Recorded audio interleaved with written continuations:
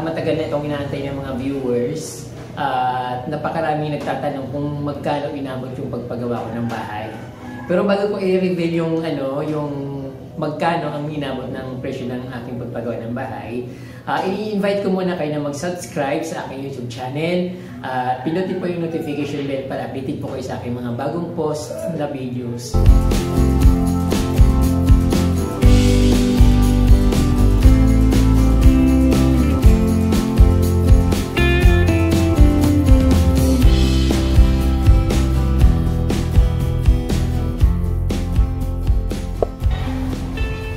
So, ito na po mga ka-Promdi, meron ng improvement ang aking mini or tiny house dito sa gubat, ang dati kong paraiso sa gubat na kubo. So, ayan po, meron ng kakonting sahig dito, yung tinatawag na loft. So, napakalaki ng loft na ito.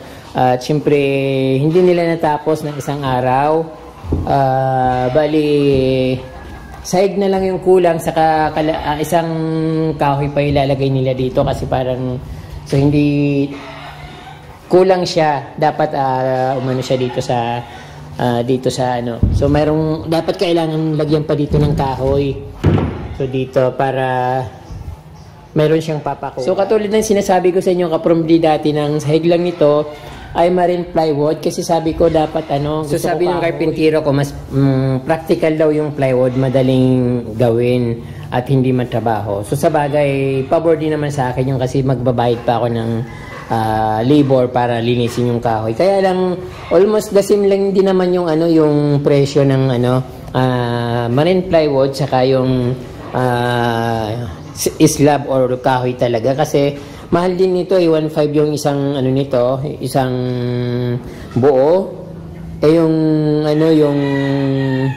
kahoy hindi nga siya abot ng 1.5 kung tutuusin, kasi ayun, magagastusan lang ako sa paglilinis kasi matagal yung paglilinis nung yung kahoy. So pero siyempre mas matagal yun at tumatagal yun, lifetime lifespan nung kahoy na yun, kaya siguro mas practical pa rin yun kaysa marine plywood. But nandito na siya, ka-Promdi, hindi ko na siya mababago. So sa iba, ka-Promdi, yung nakikita kong yung paggagawa ng sa mga foreign gumagawa ng mga loft, yung nito, yung plywood, hinihiwa pa nila dito para magmukhang tabla. So siguro yung karpintero ko hindi na niya hiwain. Ipapako na lang. So dito naman dito, alanganin daw yung isang plywood dito, but meron naman naka-ready na at syempre binili ko na talaga yon. So habang ginagawa ito, nandito rin ako, pinapanood ko sila sa kanilang ginagawa. Kung sabi ko sa sarili ko, kung marunong na akong gumawa nito kahit paano, gagawin ko ito paunti-unti para at least paano nakakatipid sana ako. Kaya lang talaga, ka-Promdi, wala akong alam sa paggagawa ng bahay. Wala akong magagawa kasi yun talagang so wala akong magagawa kasi wala talagang katalent-talent para gumawa nito. So ayan ang, ka-Promdi, yung dati kong misa, binalik ko na dito, pero naka-abandon lang naman siya dun sa labas at ang dumi-dumi na nga, pero gusto ko maganda pa rin kasi ito, ka-Promdi. Papalitan lang yung isang yung isilab dito sa kasi nasira na siya ng hindi ko nga alam na kinakain pala siya ng bukbok. So dito naman parang okay pa naman yung isa din sa gitna, yung isa lang yung napakalambot na ayun. So na siya, na kinakain na siya, so hindi na siya okay. Then ayun, malapit na rin naman itong matapos. Ito, gusto ko sanang dito yung may design yung wall. Pero nakikita ko parang antagal nilang gawin. Kaya sabi ko, sige na, i-finish yun na lang ng plain na lang para matapos na, kasi nainip ako na parang napapagod ako sa kapanood sa kanila na sobrang bagal yung paggawa dahil napakahirap daw. So medyo makapal yung dito, yung pagka-finish nila, kasi binase nila sa sa kahoy na ito sa pinto, kasi dapat daw pantay dito sa hamba ng pinto. Kaya yun, napakakapal ng nito, alam mo tawag doon, pagkagawa. So dapat mga ang pinatong na simento mga 1 inch. So dapat mga ano manipis lang, sabi ko sige para matapos na. So sa ibang part naman sabi ko manipis lang para madali nang matapos para makatipid din ako. So ayan nilagyan ng kaunti. So hindi nila natapos kasi gabi na. Ayun. Sabi ko manipis lang yung lalagay dito katulad nito na 1 inch yung dinagdag nila. At syempre magasto sa buhangin saka sa simento. So dito ano lang sa part dito parang ano lang parang tinakpan lang, parang ganun lang. So ganun lang kadali yung gagawin. Hello, magandang araw sa inyo mga ka-Prom-D at ito, welcome back sa Certified Prom-D channel. Siyempre nandito ako sa loob ng aking bahay at ito nakikita nyo sa aking background.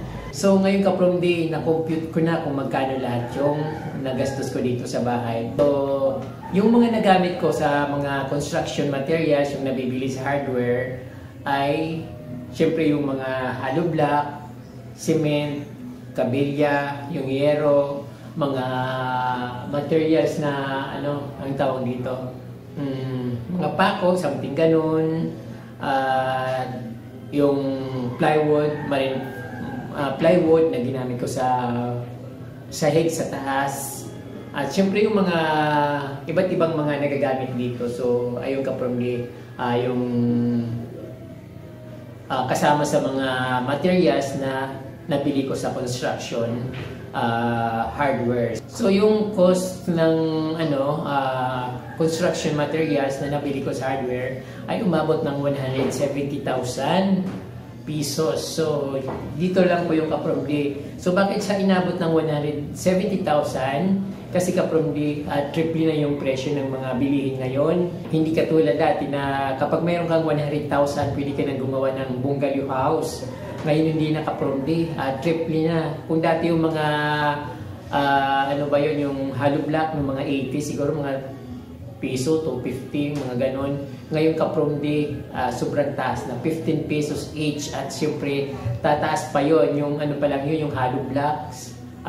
Triple na. Ganon din yung semento, triple na rin yung presyo, yung kabilya, yung lahat na basta nabibili sa hardware, naging 3 doble yung presyo. Kaya pag may nagtatanong sa akin kung magkano inabot yung pagpagawa ko ng bahay, ay naano sila, parang nasa shock. Sabi, kasi nakapagpagawa na sila, meron na silang bahay, so mas mura pa yung mga materials nung nagpapagawa sila ng bahay noon. But yung 170,000 ka-Prom-D, maliit na yun. Kung sasabihin mo na malaki, hindi ka-Prom-D, maliit na yun para sa pagpagawa ng bahay. Kasi nga sa presyo ng mga bilihin ngayon. So ngayon, mapunta naman tayo sa woods. So yung kahoy ay inabot ng magkano ba? Nasa 60,000 yung kahoy ka-Prom-D. Katulad nitong Nara, yung Nara na ginamit ko, yung sa stairs ko, yung hagdan pataas is pure Nara yan. Tapos yung pinto, pinagawa ko rin yung pinto, nagbayad ako ng sa labor na 3,500 each. So dalawang pinto yung pinagawa ko. So hindi ko sinasama yung hindi ko na sinama sa budget ng basta yung lang dito lang sa sa cost ng pagpagawa ng bahay. Then ayun, dalawang pinto yun, so Nara din yun. Kasama na yung sa wood na binili ko na worth 60,000. So ayun, ano pa ba? Siyempre yung mga ginagawa-gawa ko dyan, mga nakikita nyo mga kahoy na mga design dyan. So lahat yung kasama na, basta yung lahat na kahoy, isanama ko na dun sa woods na material. Kasama na rin yung siyempre yung sa bubong, yung sa tawag nun sa gunting, something ganon, basta ganon na yun na nilalagyan ng yero. So ayun, kasama na yun sa nilalagyan ng yero, yung bubong, pinto, yung ginagawa ko dito mga design para magmukhang rustic, kasama na yun. Pero hindi ko sinama yung mga doon, mga ginagamit ko sa paggawa ng ano tawag dito, bracket. Hindi ko sinasama yung mga brackets. Tapos yung mga woods na ginamit ko sa paggawa ng wall doon sa ilalim ng lababo, so kasama yun sa mga woods. So hindi ko na siya i-count na another price or another dagdag sa presyo ng kahoy, kasi nga kasama na yun sa 60,000 pesos. So nakamura ako ng konti sa woods kasi siyempre pag direct mas mura talaga yung babayaran mo. Then siyempre yung bintana ko ka-Promde ay 25,000 or 25,000. Bali ano siya, anim na window, 1, 2, 3, 4, anim na window, tapos libre na yung maliliit na, yung isang maliit na pinto, maliit na window doon sa may kitchen. So ayun, yun yung pinaka nagastos ko sa so pangkalahatan ka-Promde ang nagastos ko sa pagpagawa ng bahay. Magkano ba? Ay umabot ng 330,000, something ganon. Pero hindi pa kasama yung mga binibili ko ng mga expenses. Tapos yung libor naman ka-Promde ay umabot ng 83,000 pesos. So yung isang karpentero 600 pesos ang bayad sa kanya. Then yung tatlong karpentero o yung labor 500 each a day. Tapos yung isa 600 each a day. 600 pesos a day. Yun. Siyempre dapat nagsisweldo rin ako kasi tumutulong din ako. So out na yun, hindi ko na siya sinama dun sa sa expenses ko sa pagpagawa ng bahay. So sa kabuuan ka-Promde umabot ng 330,000 yung nagastos ko dito sa pagpagawa ng bahay. So lahat na yon. But hindi pa kasama yung susweldoin ko sana. So yung mga gustong magpagawa ng bahay, magpagawa na kayo para ayun. Kasi darating ang panahon na hindi lang triple yung presyo na itataas. Katulad nung, siyempre ang daming kaguluhan ngayon. Tataas yung mga materials. Habang tumataas yung, oil sa pandaigdigang pamilya, tumataas din yung mga bilihin sa market. At siyempre tinataas yung tax.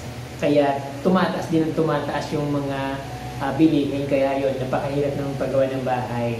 So, ayun lang ang problema sasabi ko.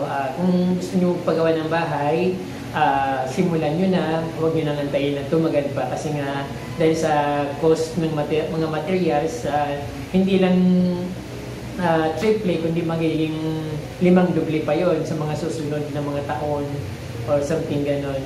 Kung maroon mang kayong ipon, so siguro budget nyo na lang kung hanggang saan lang doon. Basta at least mayroon na kayong ka-Promde. So, syempre at least ka-Promde masaya ako dahil mayroon na akong bahay, mayroon na akong uwian. Syempre, ang iniisip ko na lang yung pagandaan yung bahay ko, yung loob ng bahay ko. Syempre mag-iipon ako dahil syempre gurang na ako, matanda na ako. Kailangan ko rin ng magpahinga sa darating ng mga taon. Kailangan kong pag-ipunan yun. Kailangan kong pag-ipunan yung pagtatanda ko, siyempre ka-Promde. Lahat naman tayo tatanda. So, ayun. Siyempre,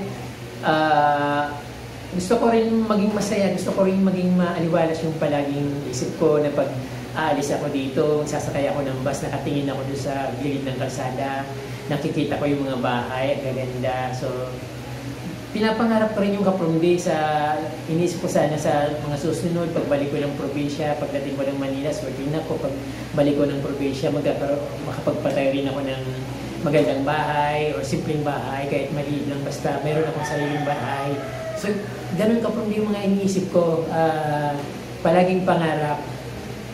Ayun, kaya siguro naawa na sa akin si God at inihiling ko naman talaga sa Kanya na makapagpatayo ako ng simpleng bahay, bigyan niya ako simpleng bahay na pwede kong maging retirement house. At ayun na nga, tinupad na ni God, binigay niya na sa akin yung hinihiling ko na simpleng bahay.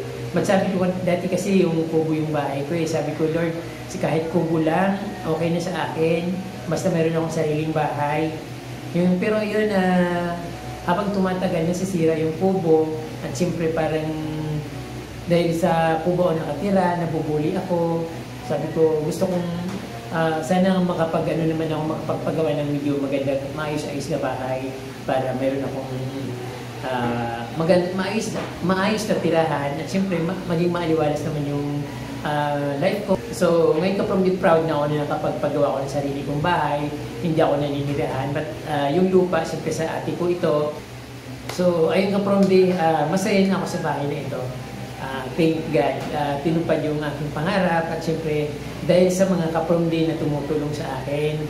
So hindi ko na isa-isa yung mga kapromdi kung sino-sino mga tumutulong sa akin. Siyempre yung mga viewers na palaging nanonood sa akin ng YouTube channel, palaging nag-abang ng aking video. So nakakatulong yung kapromdi sa akin, malaking tulong sa akin. At siyempre yung mga kapromdi na nag-aabot sa akin. So dahil doon nakakapag-save ako. Kasi maliit lang kinikita ko kapromdi sa YouTube. Hindi katulad ng mga big time na vlogger na kumikita ng milyon sa isang buwan. Ako hindi eh. Swertihan niya mag-sweldo ko sa isang buwan eh. Parang ganun lang. Kasi imagine $100 a day or $100 a month dapat ma-reach ko yun. Kung kumikita lang ako ng $2 to $3 a day, so malabo na makaipon ako ng $100 per month. Kaya sometimes parang gusto ko nang sumuko, pero sabi ko bakit naman ako susuko, dito na ako. Maraming salamat po mga kapamilya. Siyempre sa God dahil ayun, tinutulungan niya ako na iangat yung buhay ko kahit na dinalaw ng iba. Ayan, maraming salamat po kapamilya sa inyong pag-support sa araw-araw na panonood niyo ng aking video, sa araw-araw na pag-abang niyo sa aking mga upload. Salamat po ng marami at God bless you more po. Kung anong binibigay niyo sa akin, ibabalik din po yun ni Lord sa inyo. Maraming pong salamat. At salamat po sa panonood niyo ng aking munting vlog. At syempre, hinihiling ko pa rin na mag-subscribe kayo sa aking YouTube channel at pindutin po yung notification bell para updated po kayo sa aking mga bagong post na videos.